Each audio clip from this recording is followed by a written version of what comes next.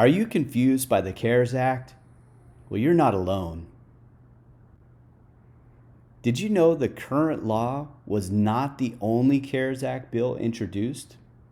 In fact, the bill that became law was first introduced in the House on January 24, 2019, and sponsored by Republican Joe Courtney. There was another CARES Act bill introduced in the Senate on March 19, 2020, and sponsored by Republican Mitch McConnell. H.R. 748 is the bill that became law on March 27, 2020. Wait, did you say it was introduced on January 24, 2019? Were we even thinking about the coronavirus then? Regardless, what exactly does the CARES Act do? The bill responds to the COVID-19 outbreak and its impact on the economy, public health, state and local governments, individuals, and businesses.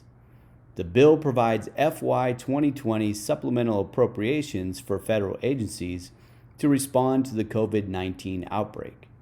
The supplemental appropriations are designated as emergency spending, which makes them exempt from discretionary spending limits.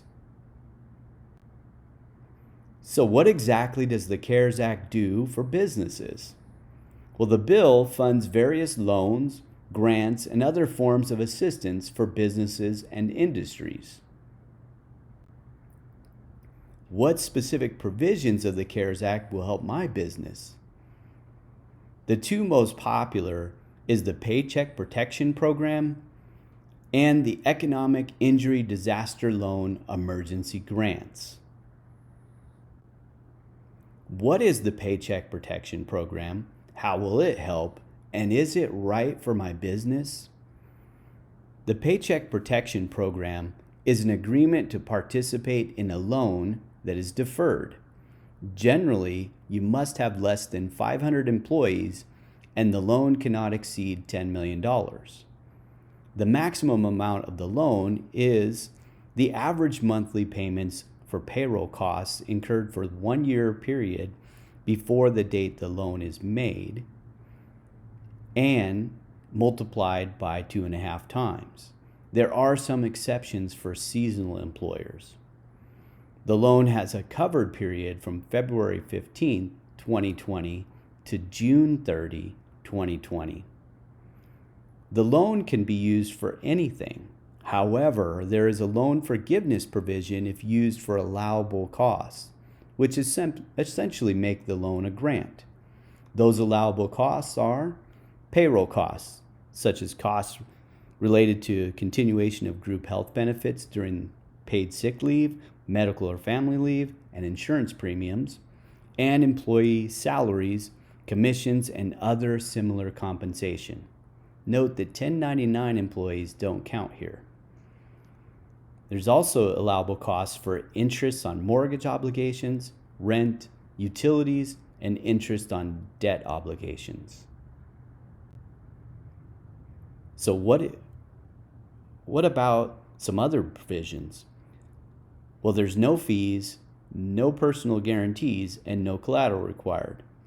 However, you have to make certain certifications and you must be able to certify that you cannot get credit elsewhere. The loan forgiveness is for an 8-week period determined by you and the lender for covered expenses. Note that 75% of those covered expenses must be used for payroll costs.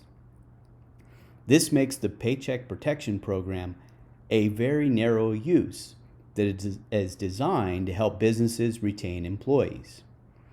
Whether or not the Paycheck Protection Program is appropriate for you and your business is up to you. However, note that if you're eligible for the EIDL, you cannot get both.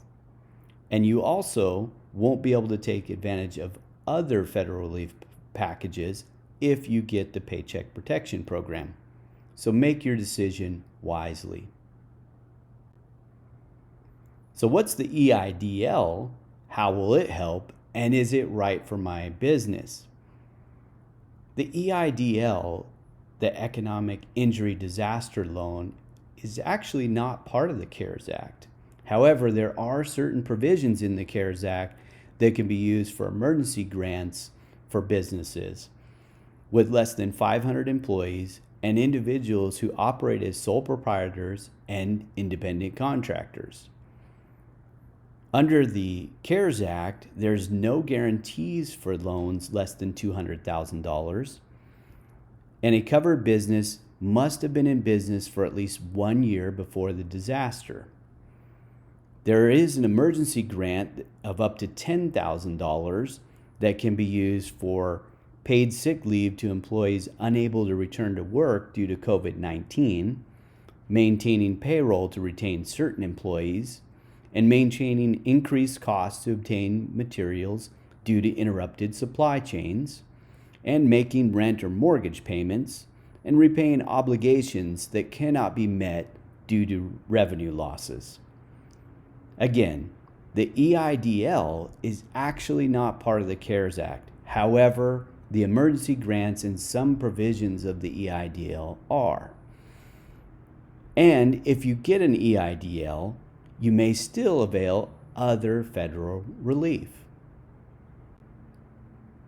For more support with navigating the CARES Act, the Paycheck Protection Program, or Economic Injury Disaster Loan, contact CFO 360 today at 702-867-1944 or visit us on the web at glifecap.com/COVID-19-support. Thanks for listening, and don't forget to subscribe.